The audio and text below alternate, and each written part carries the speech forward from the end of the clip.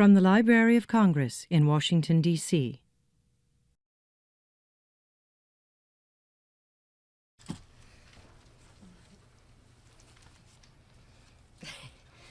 Good morning.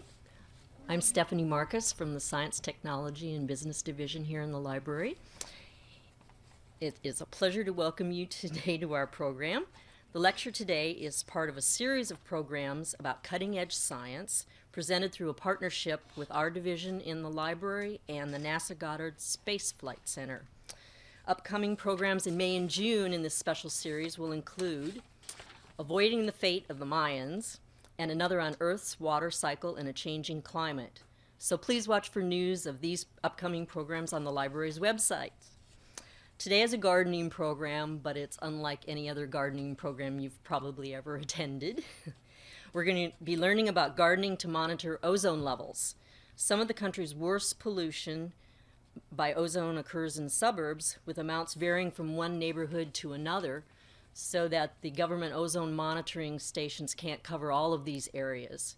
So gardeners and others who are curious about ozone levels where they live or work and are willing to make careful observations over time can become involved in ozone monitoring. Some common and easily grown plants show overexposure to ozone by characteristic tiny, evenly spaced spots, or stippling, on the upper sides of their leaves. Scientists and educators at NASA Langley Research Center collaborated with plant pathologists and the U.S. National Park Service to develop a protocol for citizen scientists and students to monitor ozone air quality by using an inexpensive handheld instrument, which I didn't pronounce because I'll let you do that, and ozone-sensitive plants. Our speakers today will tell us what NASA's AURA satellite is showing scientists about air quality on the global and regional scales. They'll explain the ozone in general and all that's involved in ozone monitoring and how gardeners can link to others engaged in ozone monitoring.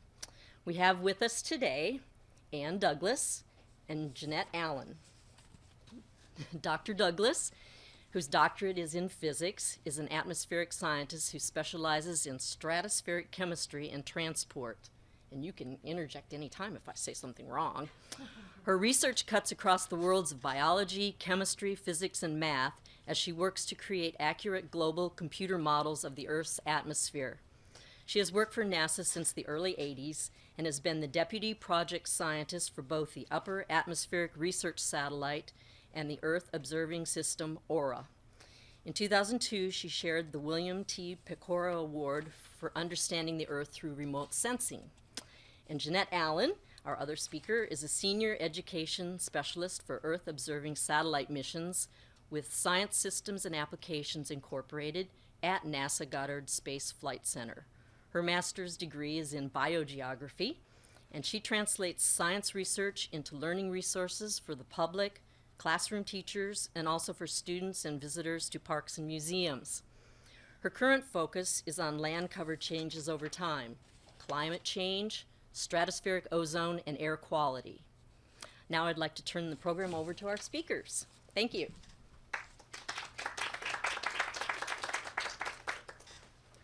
Thank you. Excuse me. It's a pleasure to be here. So I'm going to tell you some background information about how ozone forms, and I'm going to tell you some things that we are learning from the AURA spacecraft, the instruments on AURA, which is the satellite that I've been the most involved with for the last, well, from 4 years before launch, and now we have our 4-year anniversary of launch coming up this summer. We'll talk a little bit about ozone effects on people and plants, and how to recognize ozone injury on the plant leaves, making your own garden. I know, you think of ozone, and I guess one of the things you should really come away from with this is an appreciation that we do have the good ozone, which is the ozone in the stratosphere where it belongs naturally, protecting us from too much ultraviolet radiation, and we have the bad ozone, which is the ozone down here, doing some things that we would rather not have happening. But whichever it is, it's the same molecule both places, and the first step in making ozone is breaking that bond for O2. Molecular oxygen, of course, we breathe, we need to live. And to make ozone, you've got to break the O2 bond. In the upper atmosphere, you have the very high energy ultraviolet radiation that breaks the bond and creates two oxygen atoms. When I used to make this diagram for career day at school, I used to draw the atomic oxygen with a sad face, because it's an unstable molecule, and it wants to react with anything it can find to react with. And the thing that is there the most is O2, or it's almost the most. It's like 27% of the atmosphere. So it finds an O2 very readily, and it'll make an ozone. And ozone isn't stable like diatomic oxygen is, but it's more stable than atomic oxygen. And so you get to have this ozone layer. But ozone also now will be broken apart with, it's sort of a two-step process protecting us at the surface from the UV radiation. The very highest UV radiation gets breaks apart the O2. Then the O2 will make an ozone, and then kind of like the next set of energetically radiation gets taken out by the ozone. So we end up having life on Earth, which is good for all of us. But ozone will react with other molecules, and so you can get really involved in studying the chemistry of the stratosphere or of the troposphere. And this little guy's really thrilled because he just found out how to make ozone. Okay, so this is a picture just to give you an idea and kind of remind you of some things you probably already know. In the troposphere, which is where we live, if you were climbing up Mount Everest, it would get colder and colder as you go up. And then you would reach a point that they call the tropopause. That means the temperature stopped going up. That's pretty much all it means. And then you get into an area where the temperature stopped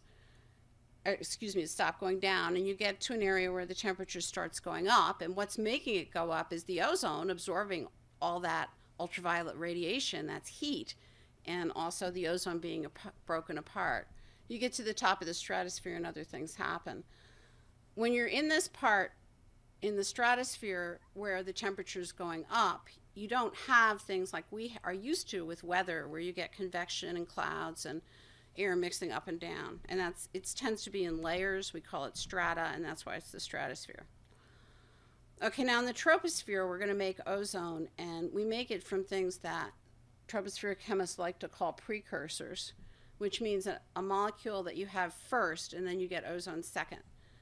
Mainly nitrogen oxides and what they call volatile organic compounds, or VOCs, and you know these because you've pumped gas and you smell it. There's one, and there's others. Some are natural, some are not. So this is a picture that's showing you if we have sunlight, we're going to get ozone formed with nitrogen oxides, which come from automobiles and from power plants. When you have high temperature combustion, you get you break that O2 bond and you get nitrogen oxides. And you also have the volatile organics, which come from trees or vegetation, solvents, evaporation, a lot of other things. And you get these things together and you create ozone. I'm going to tell you a little bit about the Aura mission. We have 4 instruments on our spacecraft. That's our logo. It's the first thing that happens when you get a project at NASA. You get a logo. And the 4 of them all measure atmospheric composition. This is a picture of our satellite. We were launched in July of 2004. It's supposed to last 6 years. We've gotten a lot of great information from our instruments. This is the first platform that was focused on making measurements in the lower atmosphere as well as measurements in the stratosphere. And so you're going to get a lot of information about the troposphere from TESS and from the ozone monitoring instrument. This is a picture of the launch, which I have to show you because it never gets old. And that's a picture of me and 2 of my daughters trying to see it launched. It actually launched late and we didn't get to see it, but it just doesn't get old. If you ever get a chance to go to a launch, you have to go to a launch.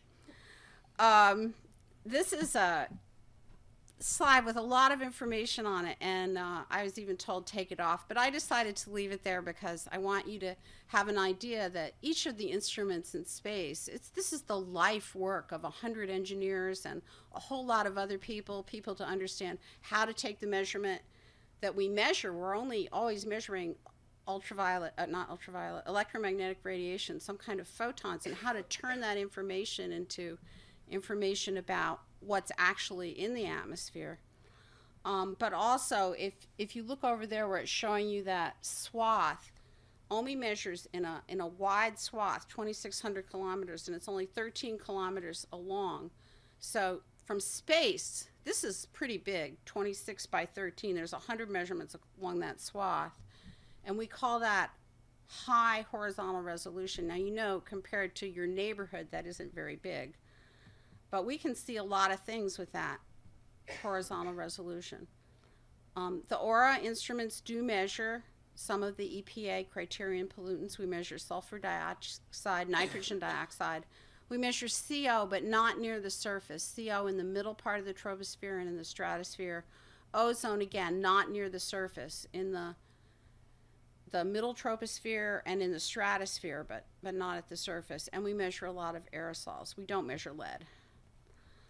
Sulfur dioxide is a pretty interesting molecule. It comes from a lot of different things. 2/3 of the sulfur is man-made. We get it from volcanoes, power plants, smelters, and we have a natural source. And we can see everything but the natural source in OMI. And I'll show you some pictures. This is a picture of a volcano erupting. And it's on 3 successive days, so you can see the original eruption, and then you can see this sulfur cloud being moved around a little bit. And this kind of information goes to the transportation people, because if you should fly your airplane through a sulfur cloud, it would actually kind of wreck the engine. So you would just as soon know where the clouds were so you could avoid them. Now this is a picture of what SO2 looks like in the Ohio Valley from the coal-fired power plants that we have in the United States. And that's the upper, I guess it's your left, the upper left-hand picture. And then down below it, so you get an idea of scale, you're looking at Europe, and you're looking mainly at some European volcanoes. You can see Italy's Butte there. This is what the sulfur looks like in China. This is the same scale. And this is because in China they're burning cheaper coal that is higher sulfur and without the kind of regulations on their power plants that we have on ours. So this just gives you an idea of the scale of things that you're looking at. That was sulfur. Nitrogen dioxide has natural sources like lightning, and you also get it at power plants, and you get it from transportation, cars and trucks. And this is, again, one of the ozone precursors. And this is a picture that's showing you where the high-level nitrogen dioxide is from OMI. And you can see the huge red areas lighted up over the east coast of the United States. With a higher resolution picture, you can actually see the 95 corridor. And you also see the spots that you think it would be high, like Los Angeles is kind of lighted up, and you see some other areas in the country. If we made a higher resolution picture, we can actually identify each power plant in the United States by its nitrogen dioxide footprint. Now, ozone forms over time. You have the nitrogen dioxide come out, you don't immediately see ozone. It will either form when the air moves and is transported away, or it can form if you get a situation we get here sometimes where we have a high pressure that lasts for a long time and we're not getting any thunderstorms. You'll cook it up there. So ozone and its precursor chemicals can travel either great distances or they can travel short distances. It just depends on the weather. So, you know, if you have the weather to bring the stuff up into the middle troposphere, it can get caught in the high winds and move a long way, or it can move not so far. This is a picture that shows you that what volatile organic carbon looks like. This is formaldehyde, which is produced from various VOCs, including isoprene. Isoprene is emitted naturally from forests. So you're looking at a very high level of volatile organics over the southeast United States. You're mainly looking at things that were produced naturally by the trees. And you can also see the transport in this. If you look, you see the coast of the United States, and you see high values of formaldehyde off the coast. And that's happening when longer-lived volatile organics are blown off of the coast, and then they are chemically transformed into formaldehyde. So what we're coming up with here is a pretty complicated picture of how you have tropospheric ozone. You have natural things, you have convection, you have lightning, you have urban pollution, you have biomass burning, which we haven't really talked about, and you have air that comes from the stratosphere and has high ozone in it as well. So one of our challenges is to figure out what's causing what, so that when we do try to develop control strategies, we feel confident that they're effective. So just summarizing about the tropospheric ozone, it's hard to measure from space. The ozone in the stratosphere really hides it from our instruments, and so far we can't see it. I tell young engineers it's the challenge of the 21st century, is being able to make remote measurements of surface chemicals. So we'll see what happens. It's a toxic pollutant here. It's a greenhouse gas in the upper troposphere, which means that if we have more ozone in the upper troposphere, it means that the surface heating will be greater. What we can measure from aura is a picture of what the total amount of ozone looks like in the troposphere. It isn't the amount that you would see if you were measuring at the ground, but it is the amount in the whole vertical depth between where we are and where the troposphere ends. And what you can see from this picture up at the top, this is an average for the tropospheric ozone in the summertime when we have the higher ozone in the northern hemisphere. And you can see that this is truly a global issue, because you see this band extending from the United States into the Atlantic, over to Europe, across Europe and Asia, and then out across the Pacific Ocean. So we are all connected with each other, and local control is important, but we have to take the broad view as well. And now I'm going to turn you over to Jeannie for the local view. The educator's view. Ann and I have to stand here by the microphone, so we can't be Vanna for our own. I'm an educator, and as an educator, I'm always looking for ways to make things that are very abstract. We're talking about remote sensing of something that's usually invisible. Make it real for people. And that's really the best function of the garden, is to make something tangible and connected. So again, the reason ozone is bad to breathe is that single oxygen atom dissociates easily and recombines inside plants, inside people. It's like a slow burn, is what I was told by the medical folks. So plants respire, they take in air through the stomata. Ozone dissociates and goes inside the plant and disrupts various processes in there.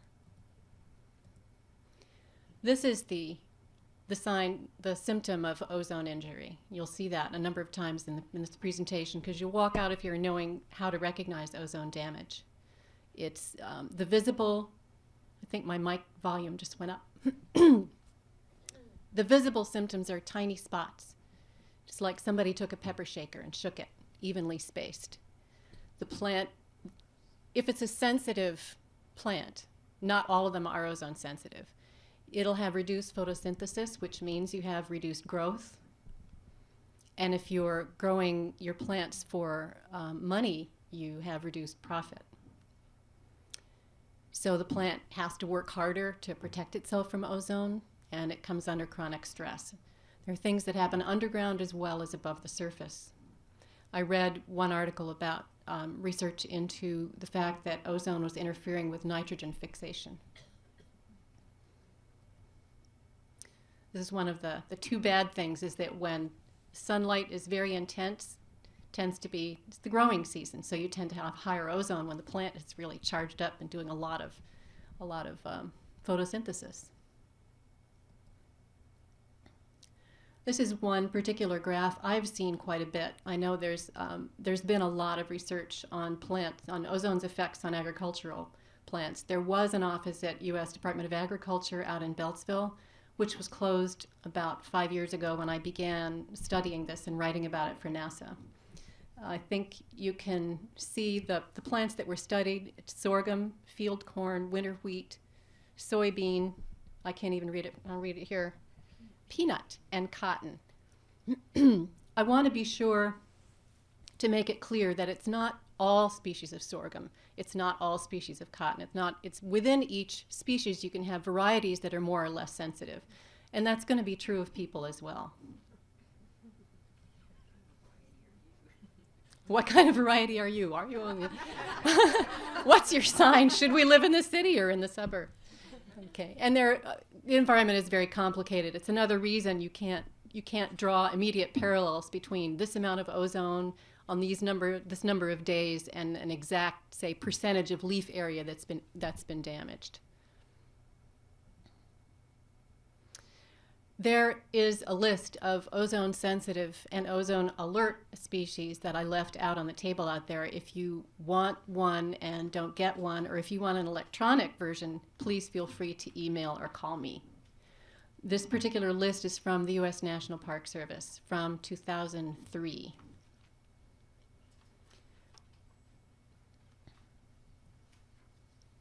There's some examples. Redbud, milkweed. Though we know these things because studies have been done with fumigation chambers. It's been done in Europe. It's been done, the Environmental Protection Agency has been doing some of this work, and USDA. So again, we don't put people in fumigation chambers because you don't want to subject them to this kind of harm, but we do know the effects, even though it's again difficult to separate out the ozone, high ozone from high particulates, for example, when you have a high pollution event. But we do know what some of the effects are on people.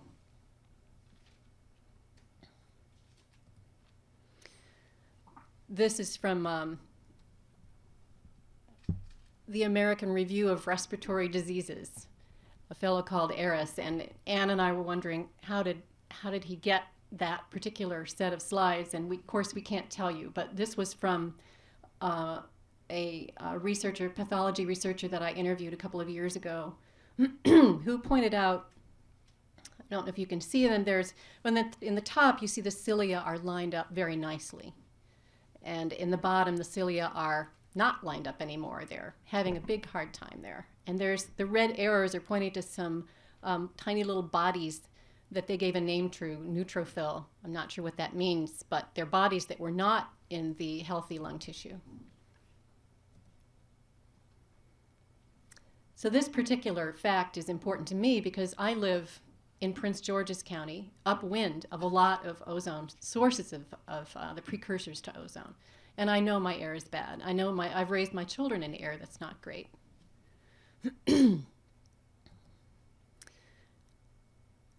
I think it was last year, the year before, a colleague at Great Smoky Mountains National Park pointed me to a research paper that said during that particular year, 4 out of the 5 highest ozone pollution areas in the country were national parks.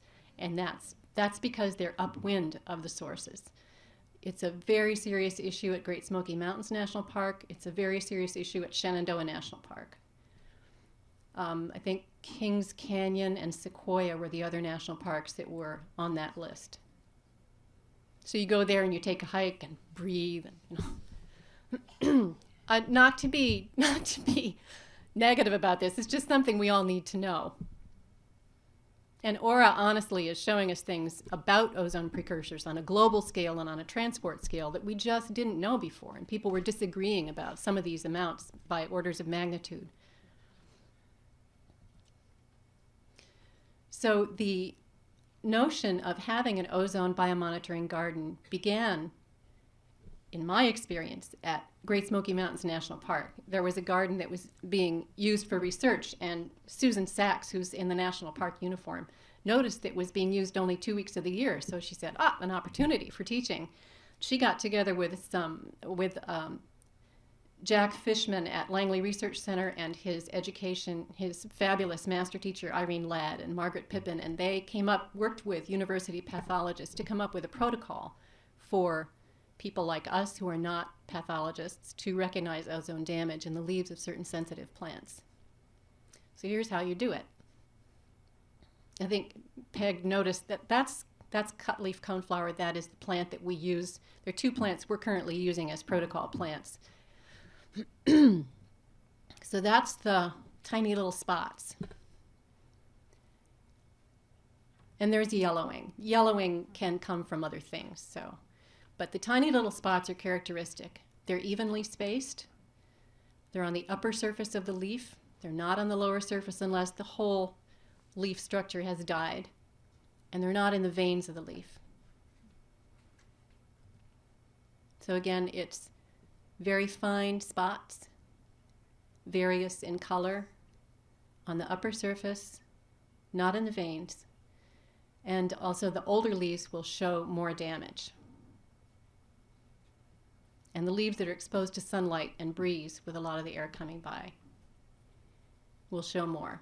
So with all of those characteristics together, you can be pretty sure of being able to recognize when it's ozone and when it's some other problem. On the upper left is a healthy cutleaf coneflower leaf. On the right is an ozone-damaged leaf. And I want to be sure to remember to tell you that our ozone garden at NASA does not show a lot of ozone damage because of where we are, either because of where we are in a big green space or because of the ratio of nitrogen dioxide to the volatile organic compounds that are there. So where you put your garden is important. We can get into that a little bit later. I live, as the crow flies, probably less than a mile from the garden at NASA, and that plant was growing. I'm on a dead-end street in a suburb, and that plant the damaged one was growing by my driveway. So, okay. This was taken in. This is ozone damage. You can't see so close up, but that's ozone damage on the mountains nearby where we all live. Just to show you some examples, that's sumac, and you can see it's not in the veins. Black-eyed Susan, tulip poplar, blackberry. Now, why would the older leaves show more damage? They've been around longer.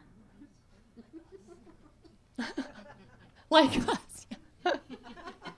Oh, what do you mean? Yeah. They get more sensitive with age. Yes. We're more finely tuned. Yes. So when you have a clump of vegetation, the ozone damage is going to appear on the edge of it. And it's another great way to know whether you're looking at ozone damage or something else. We're flying through our hour here.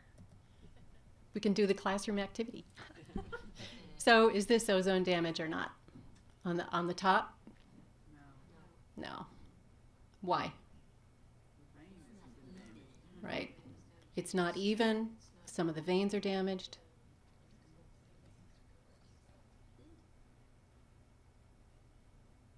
Soybean sudden death syndrome.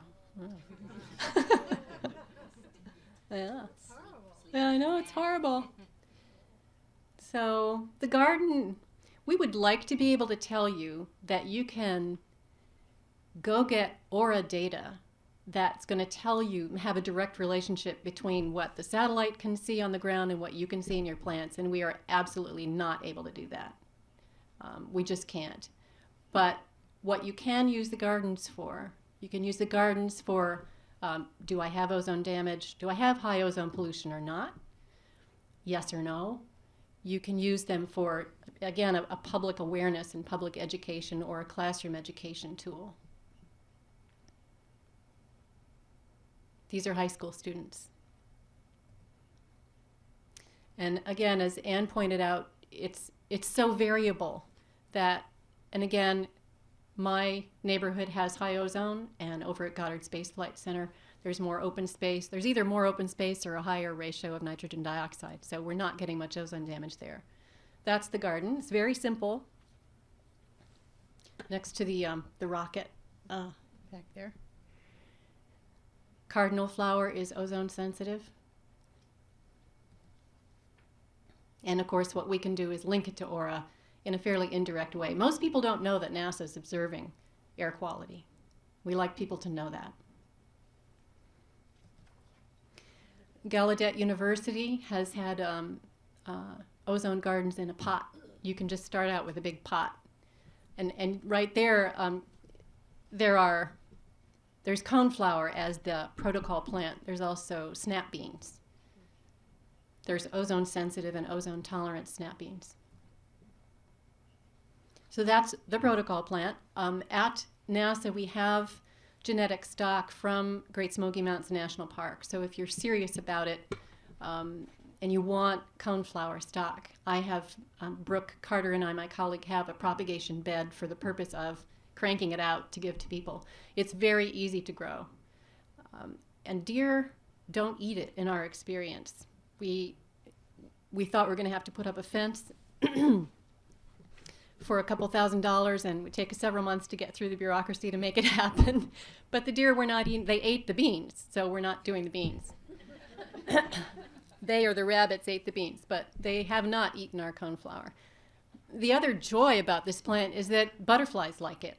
So you can have a milkweed, coneflower garden, and the butterfly's happy. Another one is that it's perennial. You don't have to plant it over. It does very well. It was susceptible to drought last summer. I didn't water it enough, and that became a problem. But we had a big drought last summer.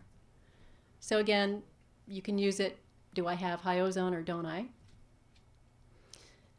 Or you can get a little more deeply into it, more quantitative with it. You can take a workshop with Brooke or me, and in a couple of hours, 2, 3, we like to give you the background on how ozone forms. We like you to know what NASA's doing, but you can learn to follow the protocol. The fundamental part of it is that you learn to estimate the area of the leaf that's been damaged. And there are other things you do. You measure the plant height so that you can just keep track of its growth, number of leaves, whether it's flowering or not, and any other observations. You only have to do that once every 2 weeks. I think once a week is better. It's just to give you a sense of, there's a rating system, there's a little form that you fill out.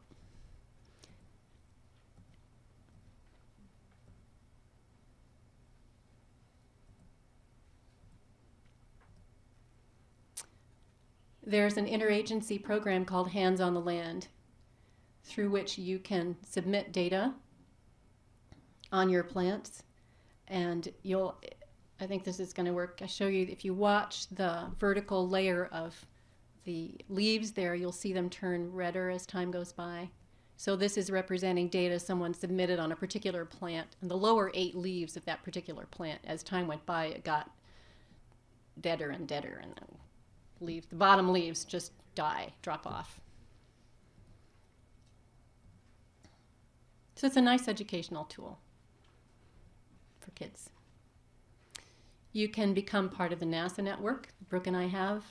We think it would be very interesting to have a network of gardens that, say, if there's one downtown, you can see if there's any relationship between ozone amounts that are recorded there and the ozone amounts we record and what happens to the plants. It's a little bit iffy, but it would be fun just to have a network of people. I have with me an inexpensive instrument which was also developed in collaboration with the GLOBE program by the folks at Langley Research Center and their colleagues. It's called a Zikua, and it's right here.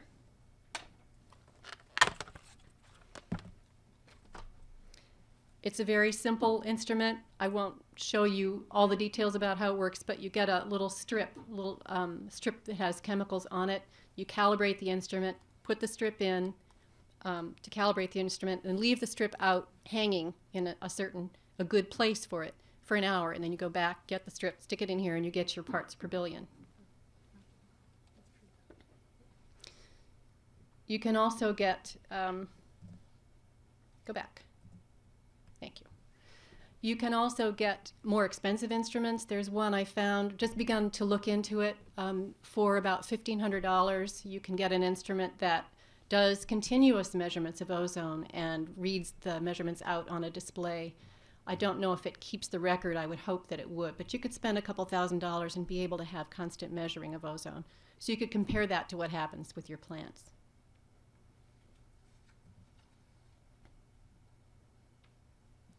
These are the URLs for NASA's Aura mission.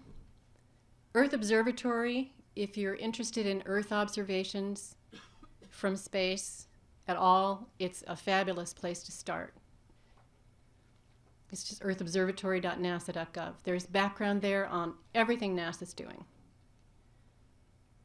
And Langley Research Center, Irene Ladd, Jack Fishman, and colleagues have an ozone website. That's the scoop. No, thank you.